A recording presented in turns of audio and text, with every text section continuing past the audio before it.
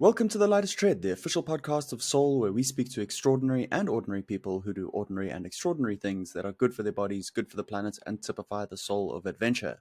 I'm your host, Paul Morn Brown, and my guest today is Thor Retzlaff. Thor is a skier and mountaineer who summited peaks and skied descents in all corners of the globe. He's also the co-founder of Do Good Shit, an organization on a mission to reduce the harmful impacts of human waste by delivering dignified and sustainable sanitation systems to ecologically sensitive environments and their surrounding communities. He's also the co-founder of an exciting new revolution in porta potties called Wasted. Listeners can get 15% off yoursoul.com by entering the code THOR15 at checkout. If you enjoy the podcast, please do take a moment to subscribe, rate, and review. Enjoy. Listen up, folks. It's time for The Lightest Tread. All right, we're rolling with Thor Retzlaff. Thanks for joining me, Thor. Paul, how you doing? Thanks for having me. Yeah, good. Where are you? I'm currently in Richmond, Vermont, just outside of Burlington. Okay, cool. But you are California born and bred, right? Yeah, that's correct. I was born and raised in Truckee, California, just outside of Lake Tahoe. And I'm always tempted, well, not tempted, just blatantly will go straight into talking about the ski season before we get down to business. Have you had a chance to make the most of the craziness that's been going on in California this year? The answer is no. I've gotten multiple texts and photos from my family and friends along the lines of, that was the best ski day for the 22nd time this year. Just like outrageous amounts of snow. My house is just fully buried. I was fortunate enough to head back in December and get some good skiing in, but since then I've been out east. Cool. Working on exciting, perhaps more pressing and exciting new ventures. Yeah, that's ultimately what brought me out here, was building this company called Wasted. Cool. And you guys have just launched, just gone live? Yeah, actually, so the company was originally founded in 2020, the fall of 2020, but for the sake of going live to the market, we launched this week, which Amazing. is exciting in the sense that these toilets, we rent portable toilets. They are now out in the field on construction sites, event spaces, and the like. Amazing. Congratulations. Mm-hmm. Super exciting. Thank you. Yeah, so I'm really interested in your porta potty revolution, we'll call it, and excited to get into that, but would like to sort of get a bit of background first. And I thought I might start. It's not a commonly, so Earth Day is coming up, couple of weeks away. And the conversations around Earth Day are usually a lot sort of cleaner, we could say, than speaking about human waste. Greenhouse gas emissions and plastic pollution, and there are a lot more sort of sexy topics for people to be focusing on.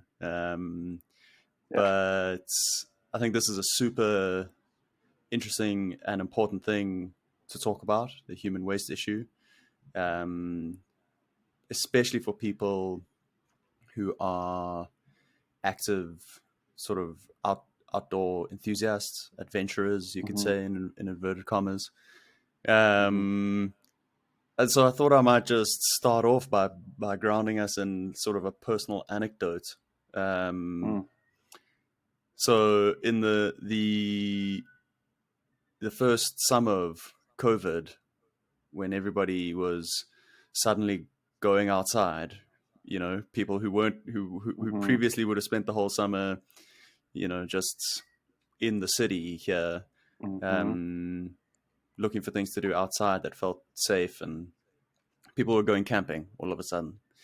Mm-hmm. And so we had this weekend trip camping up at Lillooet Lake, which is about 3 hours north of the city. We figured it'd be pretty quiet. There's a load of these first come, first serve campsites that are just kind of recreation sites out there. We headed up on a Friday evening. By the time we got there, it was completely packed. Nowhere to camp. We became sort of one of the hundreds of people just sort of parked on the side of the road, finding a place to pitch a tent on the side of the lake. And we had this kind of slightly horrific weekend in the end, partly because of the mosquito situation. I think the mosquitoes had like just spawned, and Mm-hmm. they were just, it was like something out of a horror movie. Like I was in my hoodie down to my eyebrows and a buff up to my nose and long sleeves Mm-hmm. and socks and gloves, and the mosquitoes were in biting my eyelids behind my Oh my gosh. spectacles. And two of my friends actually on the Monday didn't go to work, ended up going to the hospital because they were so like swollen up from Oh, mosquito bites. wow. But that wasn't even the most traumatic part of the weekend for me. The most traumatic part of the weekend was the amount of human poop in the woods, from the number Oh of man. people just coming out, pitching tents on the side of the road.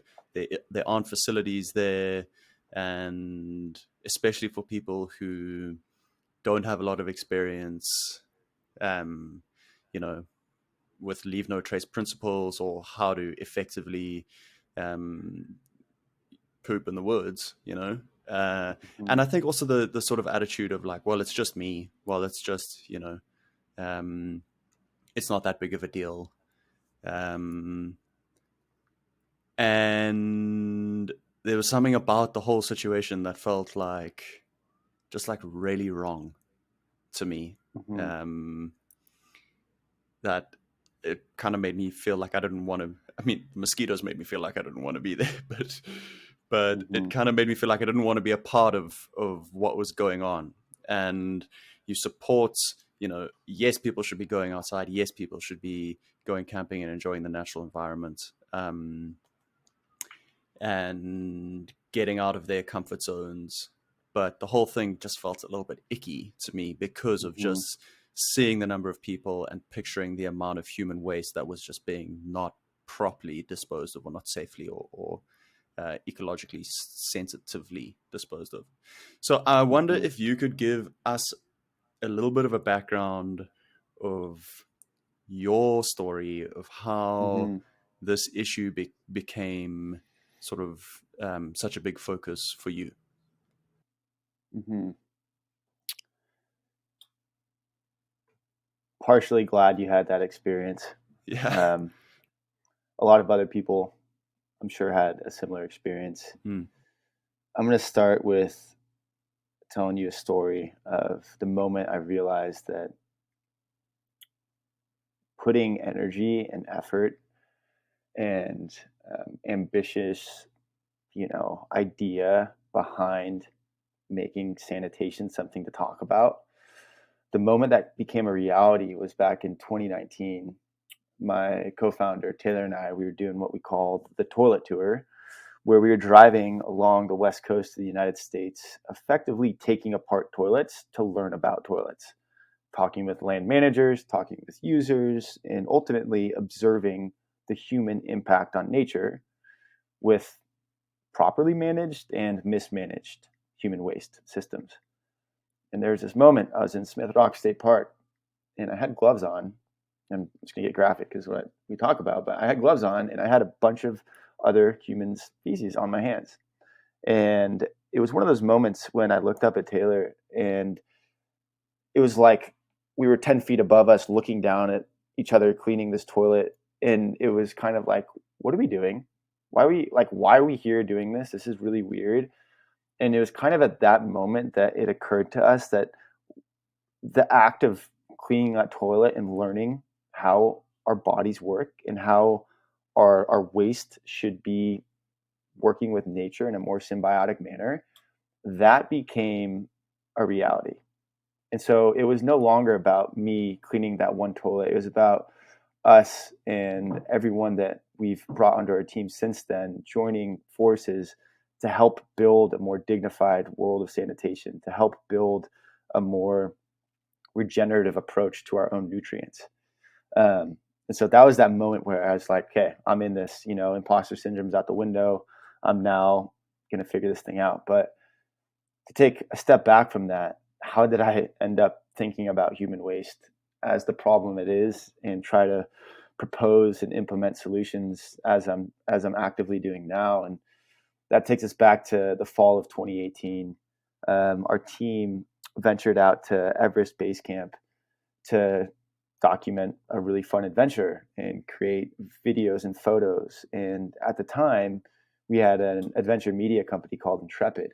And the idea was to, capture these adventures and add some kind of very specific purpose to them. And for this adventure to the Everest Base Camp, the purposeful component was to document these large pits of human waste that are at Gork Shep, which is just below Everest Base Camp, where all the human waste from the expeditions and tourism ends up in these filthy pits. And the reality of facing that and witnessing it was pretty visceral. It was this realization that this is not sustainable. Climbing Mount Everest or any of the mountains nearby in 2-3 decades will be disgusting, as it already kind of is. The water quality downstream is fully contaminated. That leads to people bringing water bottles in, right? It was just a line item of negative externalities coming from mismanaged human waste. So with that, then in 2018, our team asked ourselves, what's the solution? Jumped on the internet, found some great ideas, but ultimately didn't come across a solution. We didn't come across something that could be implemented and sustained and propelled into future use. And so being the audacious founding crew we were like, let's go figure it out. And thanks to transmission from the field, Do Good Chit was born as a 501c3 nonprofit. And Do Good Chit is still active while it's in a little bit of a hibernation mode. At the time, we set off on a mission to understand and implement sustainable sanitation systems in sensitive environments like Everest Base Camp. And it was as we started going down that pathway of understanding why our human waste is, mismanaged, what leads to that we uncovered how massive this problem actually is. And it goes much, much beyond these sensitive mountain environments. But as a entrepreneur, it's hard to do something when you don't have a passion driving you every day to answer that why. And so my why since the beginning for this effort in trying to bring more sustainable sanitation to the world has been to leave these sensitive mountain environments better and more pristine than we arrived there. And so Do Good Chit become a 501c3. We did a project down in Torres del Paine at the end of 2019. But before we did that project in 2019, we had this moment where we realized we actually didn't know anything about cleaning toilets or managing waste. And that's when we did that toilet tour. And that was a really big, valuable learning experience for us as young entrepreneurs, is that we need to go do the thing to figure out what the right answer was. Yeah, and after doing that, it really unlocked everything for us in trying to better understand what is the proper solution and what paths do we go down and how do we do this right? Because the last thing we want to do is put a wrong solution in and have the ramifications of that ripple, further down the path. So I wonder if we could pause to sort of take us back to Everest and, these pits of human, like, how does that happen? Is it, are people collecting their waste on the way and then dumping it off in this one place, or does it just sort of end up there via water flow, or? Yeah, so you've got a variety of tourism, attracting people from all over the world to go to Mount Everest. Clearly, it's the tallest mountain in the world, and so you have what would be the smaller percentage of people that are setting out to go climb and summit Mount Everest. And there's a very specific season for that. And the human waste management practices for those people are contained within these expedition teams and base camp. And as you move up the mountain, there's different, we'll call it vessels or practices in how you dispose of your waste. Whether that's into a wag bag, which is a traditional way of carrying your own waste in your own pack, or it's a drop spot, or it's a crevasse. There's a lot of different ways that you get rid of your waste.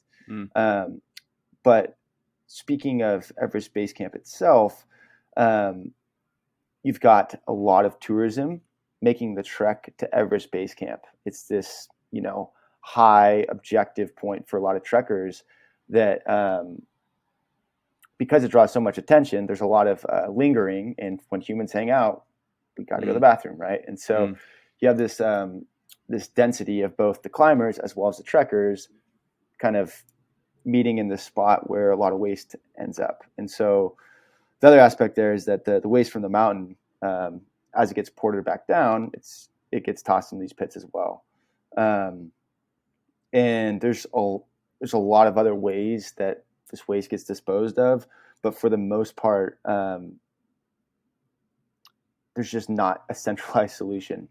Is the unfortunate reality. It's just like there isn't a place where the waste goes. There's no sewers. There's no way to just like get rid of the waste.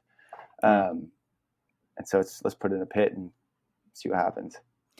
And so it's partly the sort of visceral experience of seeing it in that sort of quantity and location, but it's also partly the juxtaposition of that to what you sort of picture in your mind as this sort of beautiful, remote, untouched, sacred place.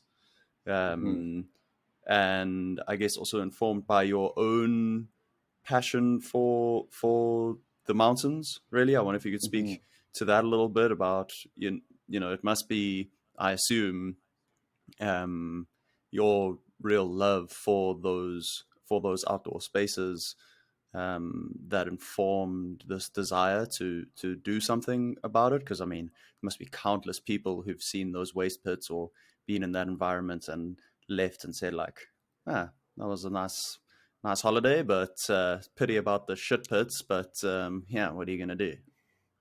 Yeah, by no means am I the first to recognize and try to do something about this. There's people have been taking note of human waste management systems in these areas for decades. The reality, though, is that just like you said, after COVID, a lot more people started going outside. Well, just like the advancement of technology and your ability to recreate in a more safe manner and just people getting out more, it's, the number of people on these trails are drastically going up.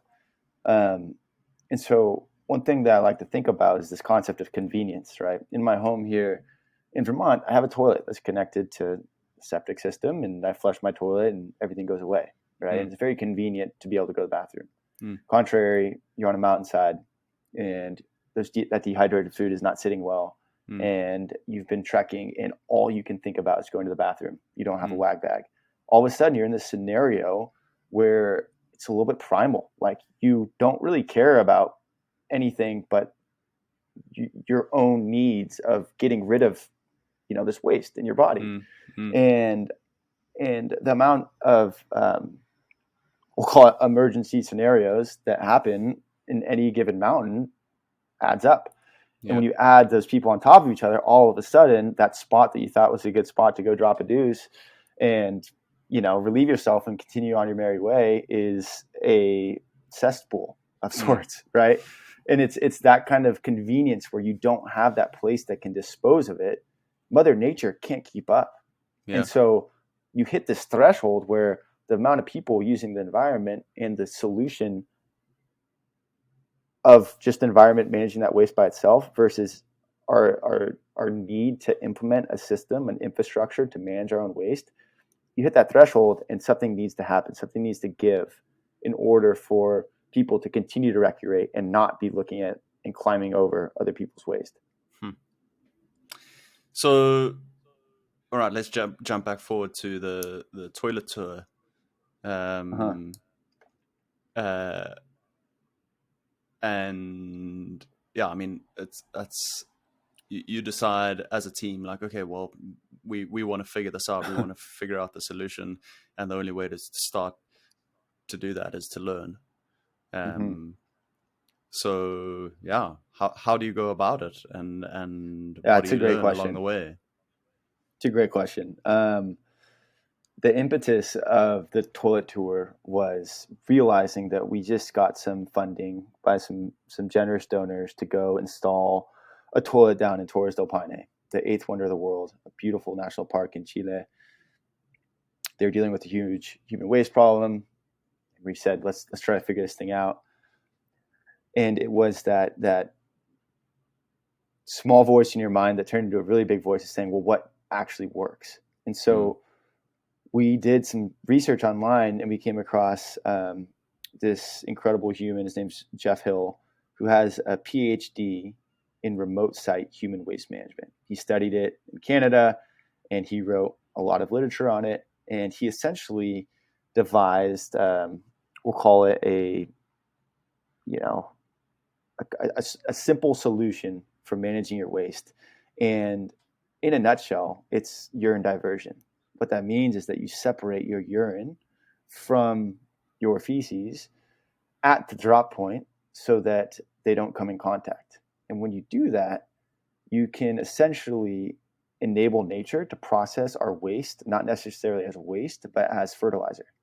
And so our urine, as a separated waste stream, has the same ratios of nitrogen, phosphorus, potassium as synthetic fertilizers that we produce through the Haber-Bosch process. Similarly, our solid waste is 80% water and has a lot of macronutrients that break down into soily humus, and the microinvertebrates in the earth break that down. And so the goal of the toilet tour was to go look at these urine diversion systems that were being implemented by Jeff and his company Toilet Tech to understand how was that comparing to something like a pit toilet. Pit toilet is exactly what it sounds like. It's that really smelly outhouse in the state park. Right? Like that's the pit toilet. And so we were trying to do a comparison and really understand, okay, what does that look like? And the result was astonishing. When you separate urine at the source and you work with nature to break down our waste, all of a sudden your waste isn't degrading the environment. It's actually supporting the ecological ecosystem there, right? You're promoting growth through fertilization of the land, of the topsoil. You're promoting growth of your soil breaking back down and becoming a soil amendment. And that simple solution was what we kind of walked away with, is like, let's go install urine diversion systems in these sensitive areas. And that's really what we focused on. So can you explain to me why the separation is so important? Like, what is it about them being combined that prevents the respective benefits of the urine and the solid matter? Yeah, good question. I'm going to use an anecdote real quick. You walk your dog. Your dog's going to go pee. He's going to walk 10 feet and then go poop. There's a reason for that. That's very, very evolutionary oriented. And nature has programmed us to separate our waste streams. Even if you look at our anatomy, we should be separating waste. Like if we were to be squatting on the ground, our waste streams are getting separated. Out of convenience, out of the toilet that we have in our house here, our waste gets combined because then you could use water to flush them both away. And so the actual chemistry behind, without getting too far into the details, is that in feces, the urea is created, ammonia is created when urine and feces come in contact. And while that is a natural compound in nature, it's an unnatural compound in nature's ability to break that down in a successful kind of like fertilizing compounded way. Okay.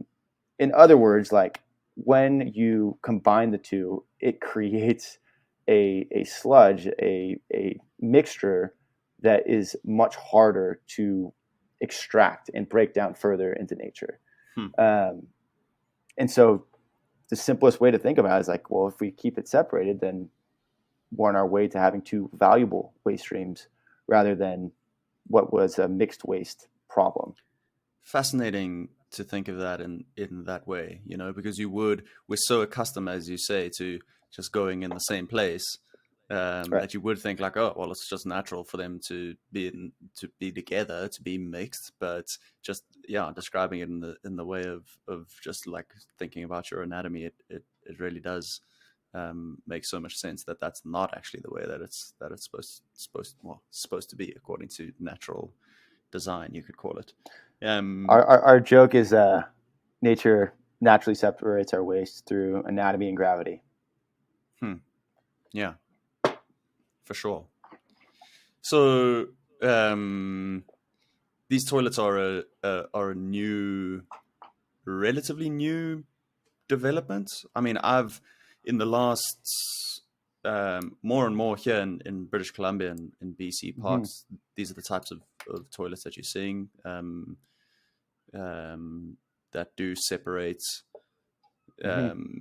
the waste. I guess, yeah, the first time I encountered one was actually on a kayaking trip to up a sort of pretty deep inlet in the coast here. It's a pretty remote place next to a waterfall, a little outcropping of land. Um, Mm-hmm. and there was this kind of, to me, kind of space aged outhouse where you, Mm. and I'm not sure if this is how they all operate, but people who've never encountered one might be thinking like, well, how does this actually work? But essentially, Mm. what you have is a sloped conveyor belt that's sloped That's the toilet tech. forward. Okay.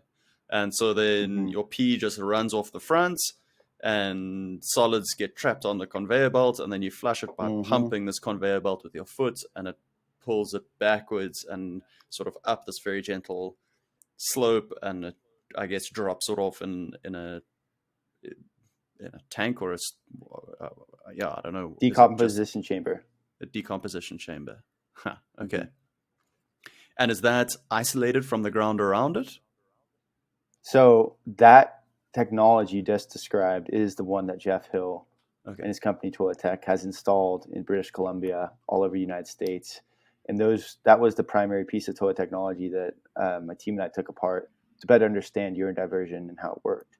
Hmm. And the really cool thing about that toilet is that you don't have to forfeit the convenience that we are now accustomed to in using a toilet in a home for separating your waste. What I mean by that is that you don't have to pee here and go number 2 there. You can just Mm, use the toilet and then you flush because mm, it's separating by itself anatomy and gravity, right? mm, And that was really important in understanding that if you ask someone to change their behavior in the bathroom, they won't listen. And we've tested this many times. Like people will pee on the sign before they listen to you telling them how to go to the bathroom. mm. But that conveyor belt is a really effective way to manage the waste in a separated fashion. And it depends what use case it is. But for the most part, you are able to permit those waste streams to be reintegrated back into the earth directly from the toilet itself. And so that urine stream can then be piped into the topsoil as a fertilizer. And then the solids would go into a decomposition chamber, which is, we'll call it 2, 3, 4 feet in the ground, kind of contained off from the surrounding area, but it's on soil that has active microinvertebrates that break that down, and it dehydrates because it's mostly water anyway. Hmm. And one of the results of this is that, I mean, it's all just clicking into place in my mind that it Mm-hmm. must be the ammonia that would be produced by the combination of the two types of waste that produce that terrible stink that you dread every time you got to Mm-hmm. go, um, because the system just doesn't smell nearly as bad. Exactly. And you don't need to add any chemicals. You don't need to add some water to contain it. It's very much natural. And the reality is that as the solids break down, that earthy kind of hummus smell, a little bit of petrichor as the earth gets after a rain, that's it. That's what it is. That's us becoming animal. It's participating in a more natural way. And so it isn't as gross, and it isn't as instinctually, repulsive as it is when we combine the two, and that's for good reason. Very interesting. So you learn what you've learned on your toilet tour.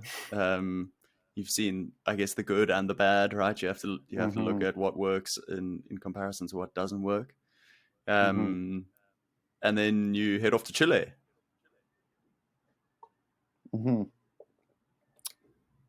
Headed off to Chile. We were down there for about a month. Successfully installed 2 toilets at 2 different sites. For as far as we know, those are both fully operational still. Awesome. Came back beginning of 2020, fired up. We're like, do good shit is we're doing this thing. We know it's going to work. COVID hits. International travel gets shut down. Funding dries up. We're seeing a little bit of that backlash from being a nonprofit, right? We don't have any revenue streams coming in. We're sitting on all this knowledge, this fresh knowledge of finally breaking through and understanding how we can, develop these systems and communicate it to people and, propagate these aha moments where we can better work with nature. But ultimately, we're at a standstill due in part to COVID. And so during that moment in time that we are all observing the world through a different lens, we had to introspect on our own doings and understand how could we essentially take DGS, this idea of doing good shit, to the next level, given the fact that we can't do anything right now. And that's when this idea of morphing out of the 501c3 space into a benefit corporation started to become more of a reality. And what I mean by that is that, simply put, the idea was if we can create a revenue stream to support ourselves as a company, then the surplus, the profits that we make, can be directed into DGS to do the impact work that we set out to do in the very first place. And with that, and talking and doing a bunch of research, what ultimately led us to found and incorporate Wasted in the fall of 2020 was attending what is called the Rich Earth Institute's Urine Summit. And it was a 3-day event in August. And I bought a ticket online because I was just scouring the internet, trying to learn as much as I can. And it was during that event where I met the world's leading minds on people that view urine as liquid gold. I'm not joking. It's remarkable what these people have done with urine. Wow. Whether it's pasteurizing it and applying it to hay fields, to putting it through complex processes and turning it into building material and building tiles, or hydrogen fuel cells. Like urine is very much just a valuable resource. And so it was during that urine summit hosted by the Rich Earth Institute that it all kind of clicked. We had this background in DGS about urine diversion being really valuable in working with nature. And then we combined that with this newfound knowledge around how valuable urine was. And the convergence point was Wasted was going to become a benefit corporation that essentially accumulated humans' waste and worked with these brilliant people to upcycle our waste into valuable resources. And the best way we could think of doing that was to start a porta potty company. It was, let's go start collecting waste by making a better porta potty experience, but also educating people that use it that, hey, every time you pee in here, you're actually just peeing gold. Thanks for donating, right?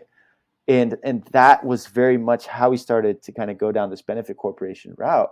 And that's where we are now. And that's why this past week has been really exciting, is because we're actively renting these toilets out. That enables us to make revenue. That enables us to develop these processes to turn our waste into something valuable. And ultimately, we're going to scale this concept into other regions, portable regions. And what comes with that is the infrastructure of turning all of our waste streams into something more valuable rather than, that isn't have the value. Amazing. Mm-hmm. So cool. I mean, my mind goes to a few different areas, and I Mm-hmm. guess you having spoken about the value. Well, it, what is it exact? What is the primary use that you're going to take from the urine that you're collecting? Like, what are you doing with it? What are you Yeah. guys going to do with it? Do you have something in specific? Do you have a plan laid out? Yeah. So what comes with starting a company is all of the walls you have to break down Yeah, to sure. fulfill this vision, Mm, right? And so we've had to make compromises to mm, get to where we are now. And what I mean by mm, that is that we're not just kicking down the gate and, processing thousands and thousands of gallons of urine every day. We have to take these small incremental steps to prove it out to the people around us, to the state regulators, to the county officials that say, hey, let us teach you about why wasted is taking urine and how we're taking urine and upcycling it into a more valuable state. And mm, so our permit right now allows us to process 300 gallons of urine per week. And so, the way that goes, the nutrient cycle is what we call it. The nutrient cycle goes from a porta potty, someone uses it, we collect that waste with a porta potty truck, just like any other you see, but we have an additional tank on the side for urine. And then we take that back to our hub, which is our facility, and we offload the urine into what we call a urine treatment train. And from there, it goes into a pasteurization process, which is essentially heating up the urine to a specific point. And at that point, here in Vermont, it's considered a Class A biosolid. And so technically, we could go and apply that directly to hay, other types of land, whatever it might be. And so where we're working with as strategic partners sorry, as a fertilizer. as a fertilizer, As a correct? fertilizer. Awesome. NBK fertilizer, Hmm. exactly. Wow. Um, and so at that point, we can just go apply it like the Rich Earth Institute is doing down in Brattleboro, Vermont, and major credit to them. They pioneered the regulatory pathway for the past decade here in Vermont. And so that's why Wasted ultimately decided to come and kind of get this porta potty operation up and running, is because the legwork they've done to get us to this point now is tremendous. Hmm. The last step that Wasted is focused on doing here in the Burlington region is a struvite reactor. And what I mean by that is that we extract the phosphorus from the urine because this is a phosphorus rich region. And so when you add more phosphorus, then you actually create nutrient overloading. And so by Hmm. being able to go to these farmers and say, hey, here is a fertilizer, sans phosphorus, then they're more inclined to take it because they already have that in their soil makeup. And so that's kind of how we close it. But the main takeaway from that is that this urine treatment train can be altered to whatever region we introduce this technology to. So let's say we're in Arizona, or we're down south in Florida, or in California. We can go to the farmers and ask them, hey, what ratio of nitrogen, phosphorus, potassium fertilizer are you looking for? And then we can alter that in our treatment train and produce the ideal fertilizer they need for their crops, whether it's barley, hay, any kind of food it may look like. So that's ultimately where we're going, is to create modular technology that is fertilizing local regions with the people that live there by collecting their waste. Amazing. So cool. So interesting. One of the things that jumps out about this to me, just from a sort of personal point of view, is coming from South Africa. Mm-hmm. Growing up in South Africa, one of the things I did before leaving South Africa was working for a nature documentary Mm-hmm. production company, and one of the things we focused on and that I had the opportunity to do a bit of research into and write scripts about was the African penguins. which live just off the coast of Cape Mm-hmm. Town. There are actually a couple of African penguins here in the Vancouver Aquarium, I think.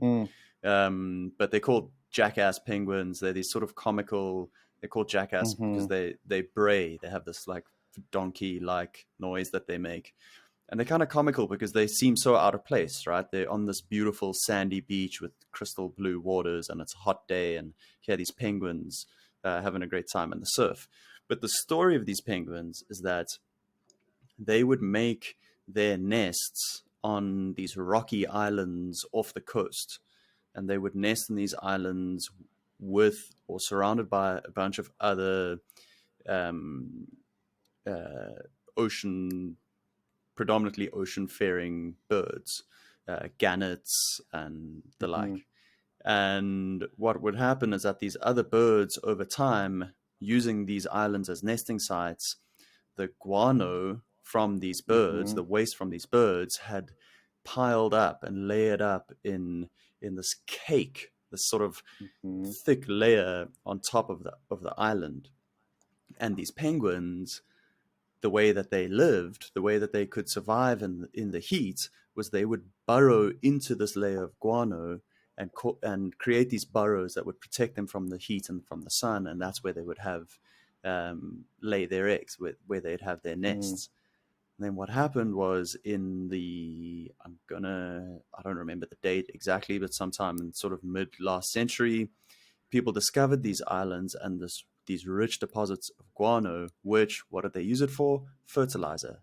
So they came Mm-hmm. through and basically harvested all of this guano from these islands to turn into Mm-hmm. fertilizer, which had devastating impacts on these colonies of Mm-hmm. birds and in the natural environment, because specifically the penguins, now they don't have anything to nest in to protect them from the sun, Mm-hmm. and so they're now in pretty serious danger. Um, and what I love about the parallel between what you guys are talking about and this story is the fact that, like, yeah, we have our own waste. Like, we can do Yeah. more or less the Yeah. same thing, only we don't have to do it in a way that interferes with these other natural systems and these other, species and communities. And, we can just do it ourselves. We take it from ourselves and we turn it Mm-hmm. into whatever we need it to be. And there's a Mm-hmm. beautiful elegance in that. So yeah, I think that's very cool. I'd love to, before we started recording, you were speaking a little bit about your experience in South Africa and what they were doing there. I'd love to hear Yeah. a little bit more about that. Yeah. Good. I mean, thanks for sharing that about the penguins. I actually didn't realize that they would burrow, but it explains why the guano is white and those rich fertilizer deposits. Yeah. It's another great example of why waste is actually just value. But about a year ago, my co-founder and I, we traveled to South Africa to essentially validate some of these assumptions we had around the value of urine. And the Hmm. reason why we went to South Africa is some of the leading minds in urine as a resource are based in South Africa. And part of this is due to the fact that South Africa has relatively significant water shortage problem, Hmm. as well as a fertilizer shortage problem. And the nature of that is that, hey, let's look at what is available to us, and urine as a resource is right there. And so we visited folks in Johannesburg, we went down to Durban, and ultimately Cape Town, visiting researchers every step of the way. And we essentially flew back home. And one of the things in our bag was this little jar of it's a magnesium ammonium phosphate, which is fertilizer that we essentially made with our own piss. And Hmm. it was like this vessel of validation and hope. And we have it in our office. And it's one of those things where it's like, this works. It's going to work. We Hmm. need to just continue to believe in it and know that this is the pathway. Um, Amazing. and so, like, that was our trip down to South Africa. And they're making leaps and strides in the world of, actually exporting urine derived fertilizer, especially with the fertilizer shortage a year ago, to other areas in need. And so, Hmm. just one of the many places, along with Europe, Sweden, that are doing incredible work in this space. So going back to the wasted to you guys Mm-hmm. and the porta potties that you guys are making. Mm-hmm. Like, I don't know if you're happy to share exactly how the mechanics of the toilet work. Is it the same as the systems already described? Is it how Yeah. are you actually doing it? And I'm also really interested in what do you do with all of the poop? What do you do with the solids? Yeah, good question. So to get the show running, we've partnered with some traditional porta potty manufacturers Cool. to get new toilets. And Yeah. what we do with those toilets is we retrofit the urinal with essentially a bag that is contained in the mixed waste container out of sight that Hmm. separates the urine. Cool. And we are fully aware that at the moment we're only gathering urine from standing humans. Okay. As we look towards the future, thinking back to that conveyor belt toilet you mentioned, where you have all urine running off and the solids running off, we have plans to develop products where we can source urine from all users, except we're just not quite there yet. There's a lot of complexities that we need to kind of get through first. Sure. But with this current product offering, we rent these toilets to our customers, construction companies, event spaces, etc. And it operates very much like a portable toilet, except what Wasted is really focused on is beyond the regeneration of our nutrients through our waste. We're focused on using sustainable TP, right? We partner with Cloud Paper, make all our TP from bamboo. We use natural enzymes instead of that blue goo, which is typically formaldehyde, a pretty gnarly chemical. And we have solar vent stacks to keep the air flowing out of that cabin for construction workers on a hot day, right? And so it's really taking into account the user experience inside these cabins. And so that's the product offering itself. And then from there, what we do with the waste is that we've got a certain percentage of it, which is just urine. And then we have mixed waste, which you can think of as a traditional porta potty. And so we take our urine back to the hub, as I described earlier, and we turn that into this urine dry fertilizer. And right now we're working with strategic wastewater treatment facilities in the region to dispose of the mixed waste solution. That being said, we are currently making strides on turning that mixed waste into biochar. And so biochar is essentially, you can think of it similar to a charcoal, but it's a nutrient-rich carbon source for soil. And so where this is going is that Wasted will be able to take urine and bring that to a higher state of value as a fertilizer. And we'll also be able to take mixed waste, where it is a porta potty, it could also be from other sources, and turn that into a biochar, which also is more valuable than what it would typically be processed as. And so the idea here is very much in the lens of let's view our waste as something valuable. For sure. Awesome. No, that's super cool. And yeah, just taking just such a different perspective on the whole experience of using a porta potty is the worst part of any mass gathering. It's always the worst part of the day. If you go to a festival or whatever it might be, that's always the worst part. And to have to be taking a sort of different approach to that, to not only improve the nature of the experience, but the outcomes from the experience. And so I'm interested in the enzymes that replace that blue. I mean that blue goo. That's hell on earth. That's the kind of stuff that gives you nightmares. What's the deal with the enzymes and so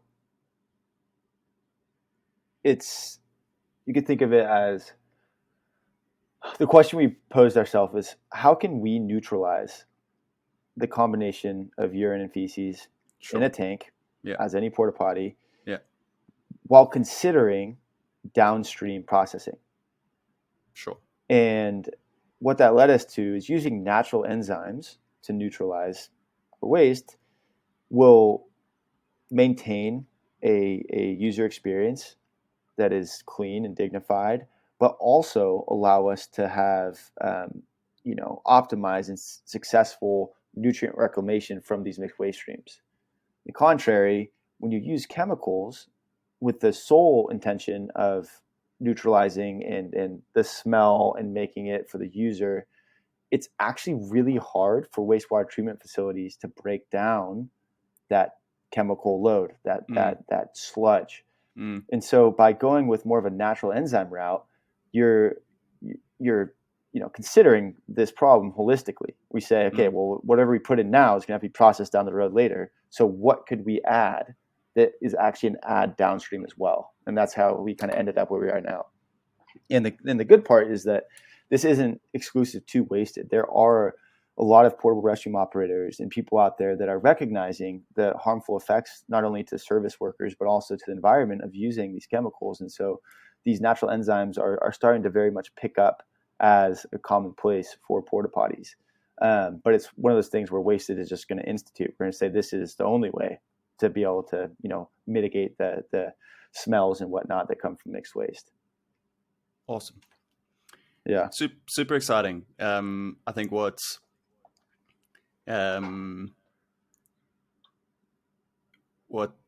feels relatable about your guys' experience to me working for Soul and Recork is the amount of time and effort that we've put into taking natural cork as a pre-existing fantastically sustainable material and innovating around that material to add value to it in order to produce this a new material that can replace other harmful materials.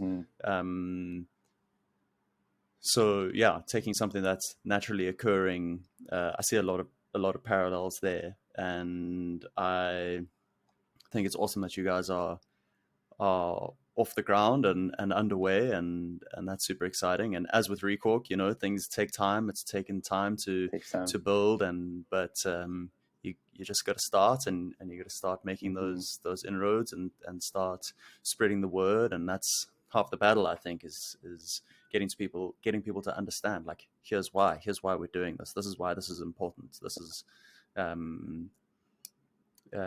is why it's worth your time. Luckily, you have a captive audience, I guess. Are you I assume you're putting educational information on the inside of the porta potties. Oh yeah, you go inside one of our units, and you will immediately realize that this is nothing like any porta potty you've ever walked into. There's education materials, there's beautiful graphics, there's a tree growing out of the the waste tank. Like, we wanted to completely delight the user, so they're not even thinking about the fact they're in a porta potty anymore. They're in an educational facility and a donation center for all we know, right?